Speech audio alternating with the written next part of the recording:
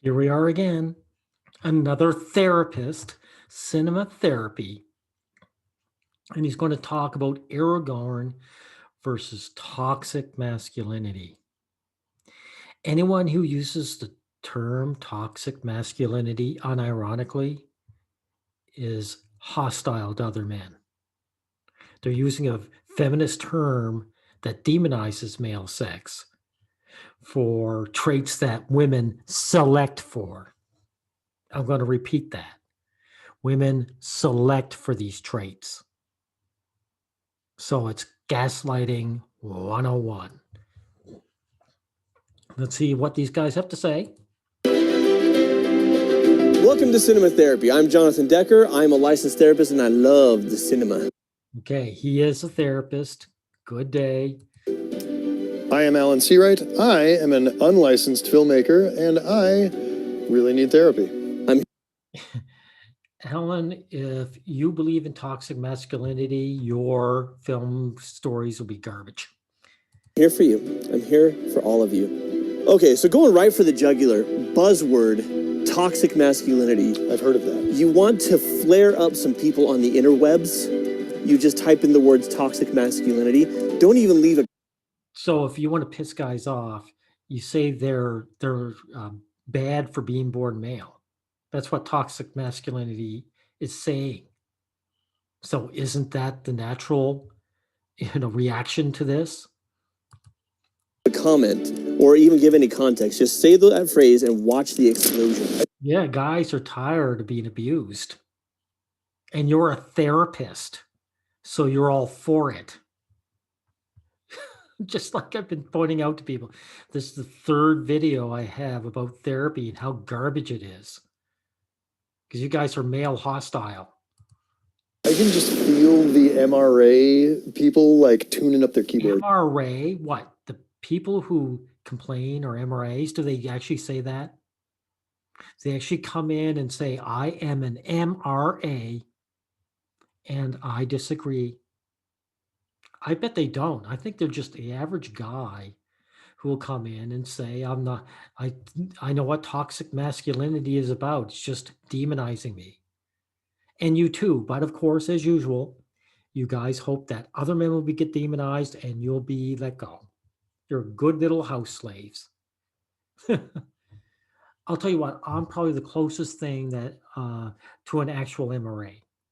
But I bet dollars to donuts, most guys who complain are not MRAs or call themselves such. To come after us. Rest assured that I was on the internet within minutes. There you go. So these guys complain. Also, they're the fat, ugly nerd that can't get the female. Like you guys just showed you exactly what you're about. So in other words, in your little minds, if a guy is attracted to the opposite sex, he wouldn't care about his rights. He wouldn't have any dignity. And if women said, I don't like your pinkies, I want you to cut them off, you just would. That's pathetic. Minutes registering my disgust throughout the world. And the whole concept that as it was explained to me is that they're... by the way, what is your name? He's Alan, you're Jonathan. When these guys complain, what's the details? So do they just say they dislike it? What's the analysis? You're a therapist. What's the analysis? You said nothing. You're just dismissive.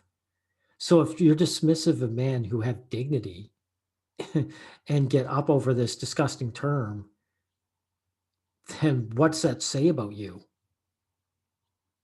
What does that say about therapy? Aspects of traditional masculinity that are positive and healthy and wonderful, right? Providing, protecting, being brave, being determined, being ambitious, all these things. Whoa. Providing. So if women don't provide, is that a negative, or is that toxic femininity? Or is it okay when female people don't provide or protect? Being brave, most men are cowards. I mean, look at you guys. Throwing out every other guy under the bus. The virtue signal. How is that brave? How is that sticking up for yourself or another person? But even if a man is coward, if he's cowardly, how's that toxic? Hmm? Does that mean he doesn't deserve respect as a person? He shouldn't have his rights? Being determined. Oh my God. Being ambitious. This is one that you guys are going to have to dance back and forth from what? See this line? You'll have to dance back and forth. Because ambitious men sacrifice other people to get their ambitious men. I mean, in real life. Maybe in Lord of the Rings, it might be different because it's fantasy. But in real life, by the way, this ambitious, that is only positive because women say it's positive. Women select for it. So you might say it's part of toxic. I say it might be toxic, but the girls want it. So what are you guys going to do about it? Things. Sure. And then there's an underbelly of that, which is homophobic or misogynistic or tries to assert control and dominance through violence and aggression. Right. Struggles to be vulnerable, struggles to be accountable. Women will be the first ones to call a man gay if he doesn't give them what they want, if he doesn't validate them. If a woman comes on to a guy and he says, no thanks, I'm tired, she'll call him gay. Who are you to try and put this on a masculine trait? I have a video showing how women show complete disgust at bisexual men, never mind homosexual men, even bisexual men. So this does not belong here on a masculine trait. Misogyny, all that is a new N-word. Get in line, you misogynist. You disagreed with me. Dominance through violence. Are you guys against the military? Because that's what the military does. It goes in, attacks other countries, dominates them, takes their stuff. Are you going to say that you're anti-military? Struggles to be vulnerable. Guys do not struggle to be vulnerable. They know they can't be. You guys know you can't be. You are not going to show any real vulnerability. It makes women vomit. It dries up their vagina instantly. Women call men man babies when they complain about real men's issues. So, I mean, who are you guys to put that in the masculine traits? Struggles to be accountable? That's pathetic. Oh, God. The opposite sex are almost never accountable. This pathetic. Accountable and has a hard time with vulnerability in other people. No. In other men. Men attack other men who are vulnerable. Everyone who watched this movie where Tom Hanks yells at this woman, they were on the woman's side. Not to mention it's a comedy. And here's another thing too. Are you guys against the military? Because let me tell you, men in the military get hazed brutally. So are you going to reform the military, the Army, the Navy, the Air Force? You guys don't give a shit about that. So you show a man yelling at a woman? This is pathetic. Men treat women like babies, and they treat other men like garbage. So how dare you show this? Right. An example of what we would call non-toxic masculinity is Aragorn in The Lord of the Rings, because he embodies all of these traditionally strong macho characteristics, but all of the humility and tenderness and goodness and kindness and nurturing. Well, all those ones you're talking about, how are they not traditional? Are you a parent? Were you not that with your children? Or did you have to be, or were you like an abusive person until some woman stepped you in and taught you how to be a human being? God. Of course, Aragorn has traditional male, traits. That's what women want. He wouldn't be sexy to them without it. You two are traditional conservatives when it comes to men's, traits. You want men to be typical, the same. All you're doing is virtue signaling that you want change. You don't want change. Neither of you two are ever going to show vulnerability because men will shit on you and women will shit on you. And that includes your own. Your wife will be disgusted, if you guys have wives, when you show vulnerability. That's why you have to take the leadership roles, right? And vulnerable. Dude, at his own coronation, sings a song with flower petals falling on him. He's the king. He can do whatever he wants. That's what high status means. That's why guys fight like dogs, because to get status, because they got allowances. Know what, Aragorn, if he's a peasant and he starts singing, someone just tells him to shut up. Flower petals falling on him. He does. He does. He is fine with his masculinity. He's set. So we're going to dive in and we're going to take a look. He's standard, dude. There's no stepping out of the gender male role, male gender roles. There's typical ones. What does he do? Hey, tell me something, guys. Does Aragorn go to the orcs and start saying, like, boys, let's not fight?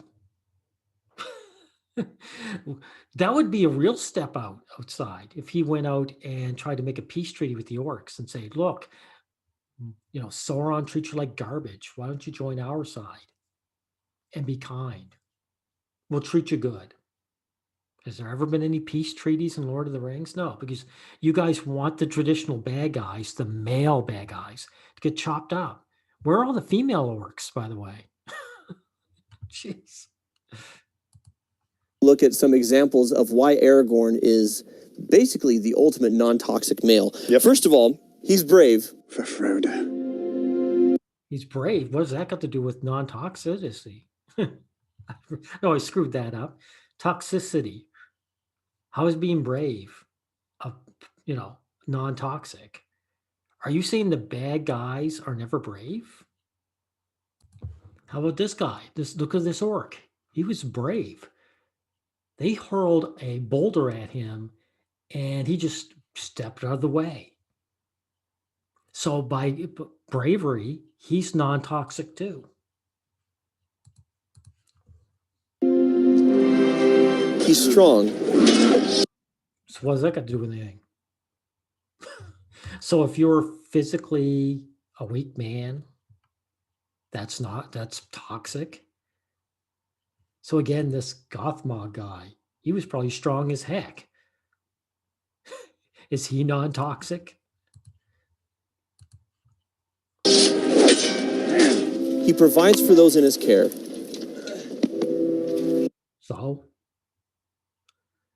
So how, unless Aragorn is stealing from people and taking stuff, what difference does it make? What if Aragorn needs provided for? Or, hey, what if a woman provides for a man? Does that have anything to do with masculinity at all? So when a woman provides for her children, then what? Is she a man now, my son? How long do you need? He's a protector. As long as you can give me. So what? When danger rears its ugly head, women run away and leave their men behind. So non-toxic masculinity is, according to you, is basically not to be a woman. I thought we were about stepping beyond those gender stereotypes, those gender roles, right? He's hardworking. He's got grit and survival skills. What does survival skills have got to do with you guys? With you guys, you couch potatoes, right? What does that got to do? You guys are armchair athletes. Do you know how to survive in the woods? This is pathetic. I do not fear them. He's chivalrous and Oh. Okay, I'll get to the chivalrous. Okay. respectful to women. So he's a good little servant. That's what you just said. What if a man doesn't want to serve women? What if he just says, no, we're equals? I thought you guys were all about equality. How can you be all about equality when a man has to do chivalry? That's putting himself beneath women, right? Right? And here's another thing. Let's see. Get to this. I need Meriathon. I do. Arwen. How come they aren't an item now? I mean, yeah, they're an item, but they're not married. Why not? Why is it that Aragorn doesn't get together with this woman in official sense until he becomes the king? Because this woman's high status, and she wouldn't touch this guy until he becomes high status. Okay? I'm glad we got that over with. He's not initially ambitious, but he kind of grows into desiring to be a king. There you go. So he's not initially ambitious. Is that good or bad? And then he wants to become the king. So he is ambitious. So is that good or bad? This is what I was talking about with you guys. Women want the man to be ambitious because she wants him to raise in status so she can glom onto him and live off his status without having to lift a finger herself. So she wants men to be ambitious. So if ambition is a bad thing, you're saying something against the ladies and their desires. That's a fact. Donald Trump has hot ladies for wives because he's got his status. Are you a Trumpian? Do you agree with that? I eluded you.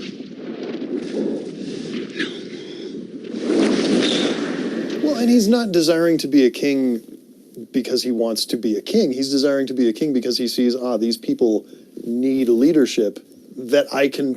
How do you know he's just not a coward? How do you know that he just doesn't want to be accountable? Like you said, maybe Aragorn is a negative masculinity trait, right? He was just too afraid to take on the mantle. And he was basically forced into it. That's another way to look at this, right? So why not? Why not admit it? Why can't you just say Aragorn, he was actually a bit of a coward, but then he overcame his cowardice and now he's a worthwhile man. Oh my God. Provide, but he's also intelligent enough to recognize that, well, I can probably provide better leadership than anyone else who's offering. I think Wow. You ever heard of Machiavelli? He wrote The Prince. I mean, in this fairy tale, I suppose it could be true, but in real life, no man is just handed leadership because the people think he's the best. Men want leadership. They are ambitious and they fight their way up to it and they step on people's toes on the way up. So if you guys are against toxic masculinity, you have to be against ambition 100%. But of course you can't because the girls want it. They endorse it. They shack up with men who have ambition. So that's why you're jumping back and forth like I said you would. Helm's Deep is really where he discovers that. Because before Helm's Deep, he has no ambition to be the king of Gondor, to wield the sword. But he sees the people in need. He does what he needs to do. But he didn't have to do anything dirty. Because the thing is, what you guys don't realize is that Aragorn was heir to the throne. So he didn't have to do any of the dirty backstabbing that men have to do if they want to go from beggar to prince. He was born into it. So all he had to do was come up and say, I'm the prince. I am the heir. And therefore he gets it for free. And then by the time it's done, it's like, wow, Guess I'm pretty good at this. I kind of got the job done. But even then, like his ambition is really And since he could have done it at any time, and he didn't before, that tells us that it might have been cowardice that Aragorn didn't want to become the king. He was afraid of all the responsibility, right? You don't want to paint this hero in a bad light, though, do you? Really about everybody else. Yeah. But so these are all the ways that, and I think this is why when men watch Lord of the Rings, they really attach to Aragorn, right? Because he's not some little. Men are just as emotional as women. Yeah. The damaging thing is we're told you cannot express it, Right. right? And so if I'm a man and I'm hurting, Women say that you can't express it. If you express vulnerability and fear in front of a woman, she will deselect you. She will ditch you. For a man who doesn't. Toxic masculinity, that stupid term, if you're going to use it, is enforced and endorsed by the opposite sex. or I'm afraid, well, I can't say that I'm hurting or afraid. I can't show that. So it has to come out as anger because that is strong. Yeah. But what that does is that pushes people away. And what I love about Aragorn's, if I can say And this, it also No, it doesn't push people away like actual vulnerability. If a man is defeated and he's sobbing and he's scared, that pushes people away. Anger is the lesser of two evils for a man. And if this guy's a psychologist, he should know this. This is basic human nature. damages you psychologically. If you Yeah. like, I'm sure on a neurological level. What you guys have to do, this therapist, what he has to do is say to men, you've got to stop being concerned about getting together with the opposite sex. That's how you defeat this toxic masculinity. You've got to turn around and say that. Is this guy ever going to say that? No, these guys worship the opposite sex. So they're going to say whatever the opposite sex wants is what I'm going to give them. And then the opposite sex gaslights these guys and say, well, all the things we demand from you, we see as bad. It's a Kafka trap. And of course, these guys are going to dance and prance. Level.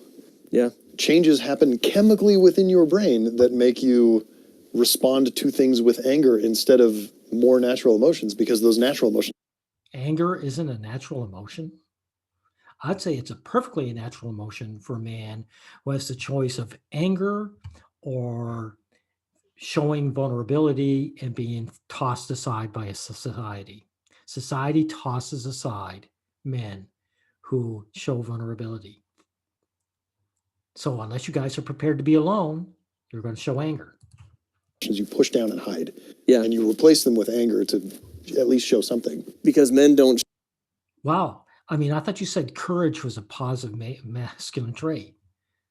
So you're going to bravely sob like a child and run away? Show fear. Men Right. don't show weakness, right? All these things. And if I can say this, what I love about Aragorn's violence is it's protective, it's not dominant. Right. This is bullshit. I suppose, again, in the fantasy, but in reality, when men go to war and commit violence, we are the orcs to whoever we're attacking. You know, are you guys against the military again? Because that's its purpose. It's not defense, it's offense. Why don't you come out and say we're against war and we're against the military? We should disband it or something. Protection almost always ends up being another man going down. Now let's talk about traditional masculinity and men's relationship to women. Okay, I'm going to skip right by this part. You guys are going to uphold the traditional. You've already said so. You know, you believe in chivalry, right? You see it as non-toxic, don't you? Chivalry is a man bending the knee to a woman simply because he is male and she is female. So you are traditionalist. So how do you expect men to step out of their gender roles if you demand that they stay in their gender roles?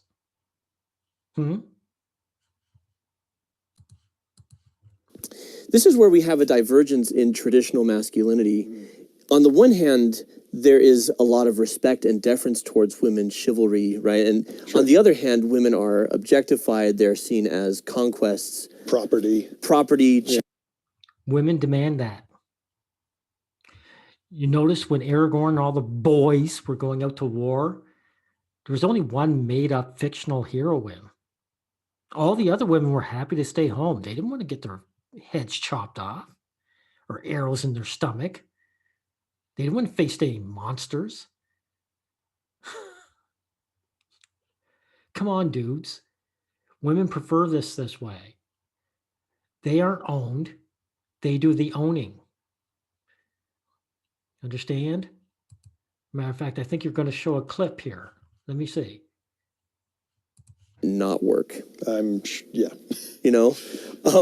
And even in the families where it works, it is very much like they say in My Big Fat Greek Wedding. Let me tell you something, Tula. The man is the head, but the woman is the neck. And she can turn the head any way she wants. But just this... There, you just admitted with this clip that women are the ones in charge in these traditional relationships. So if you want a non-traditional relationship, the men would have to get out of it. They'd say, no, I'm not in charge. You're in charge. You go to work. I'll stay home. Do you ever notice that there's almost zero house husbands in existence? Because women wouldn't do that. They wouldn't put themselves in the I'm screwing up a word, subservient roles. And you guys know it.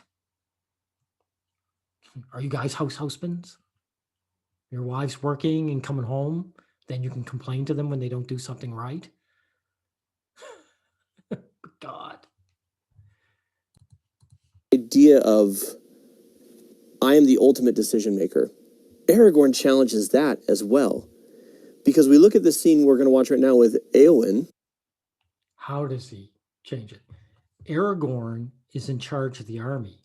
He gives orders and people follow them. There's no challenge there. My God.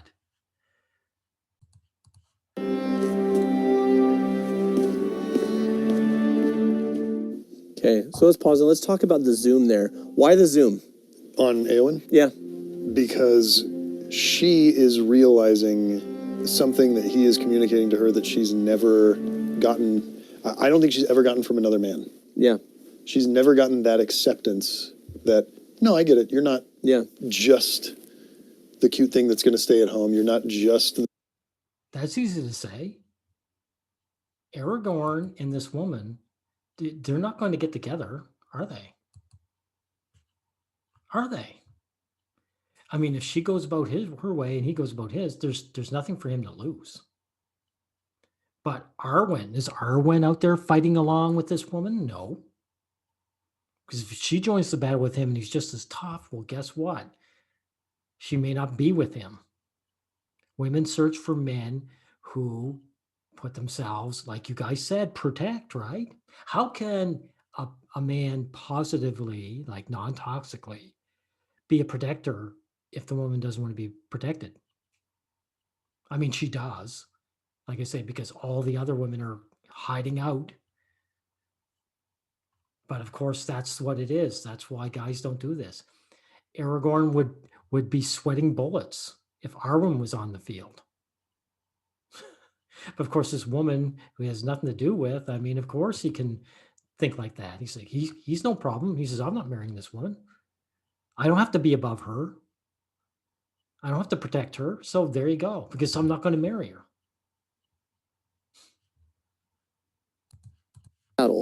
And I love that you said acceptance and not permission.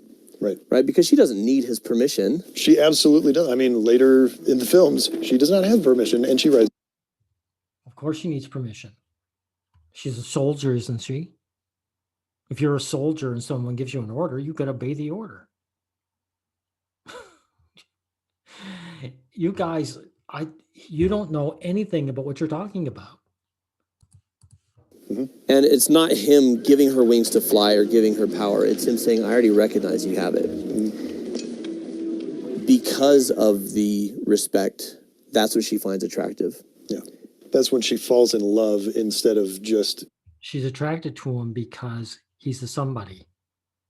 Aragorn has high status. He's heir to the throne. He's a bigwig. He's a commander. If that's what she values, like you guys say, how come she isn't falling in love with the average guy that was just walking around in the horse background? Admiration, respect. Ooh, he's pretty. Yeah, exactly. Yeah. Limiting masculinity teaches us power, fame, accomplishment, accolades, right? We chase these things. We chase the money. We chase all of this. If a man doesn't do this, the women deselect them. So if this is bad, what the heck is your guy's name? Jonathan, cinema therapy. If this is bad, you've got to say to the men, stop chasing the opposite sex, because that's what they demand. Understand? This is basic human nature that every guy knows. That's why a guy sweats bullets when he loses his job. Or better yet, he sweats bullets when his wife gets a new job and she makes more money than him. You guys know this. This is basic human nature. So why are you gaslighting men with this bullshit? Aragorn's not about any of that. And all of that is an expression. All of those things that you listed are just. What are you talking about? Did Aragorn become a peasant? Did he throw away his armor and swords? Yet I'll just till the land. Someone else's problem. No, he doesn't throw any of that away. It's an expression of dominance, right? Yeah. They're all the limiting masculinity is dominant. I'm the one. Right. And there's nothing wrong Well, if you want status, you do have to dominate to a certain degree, don't you? with being competitive, and there's nothing wrong Sure, with yeah. wanting to win. So let's see what happens with Aragorn when he inherits an entire kingdom. He is at the top of the food chain. He has just saved all the free peoples of Middle-earth. Well, what Well, there you go. Now listen what these guys say about hobbits. Hobbits are in Middle-earth. They're the smallest people. They're the weakest people. They're not concerned with the affairs of men, and they're not great warriors, and they're not all these things. They're not typically masculine. You know, they're these little. They're not typically masculine. They look like they're masculine to me. They look like they're men. They're male hobbits. So you've just admitted in your minds what's masculine is all these negative traits. You think things are different in the Shire? How come they're dressed so differently then? How come the female hobbits are dressed feminine, traditional, and the male hobbits are traditionally, dressed as male, traditionally? I'd say they're very masculine, and they fit the typical male-female roles. Oh my God. Your video is just terrible. Warriors, and they're not all these things. They're not typically masculine. You know, they're these little guys. And he's saying that what they did is so much. That's as far as you need to go here. You guys are pathetic. Anyone you like to say who uses this disgusting term is male hostile. Just admit it. I don't use these terms other than unironically. But man, you guys are traditionalist. You're dressed traditionally. You've got the short hair. You're dressed like men are. You get the beefy build. You grow the facial hair. You do everything that the girls want. And yet you're going to talk about toxic masculinity. As a man of self-respect, quit your gaslighting.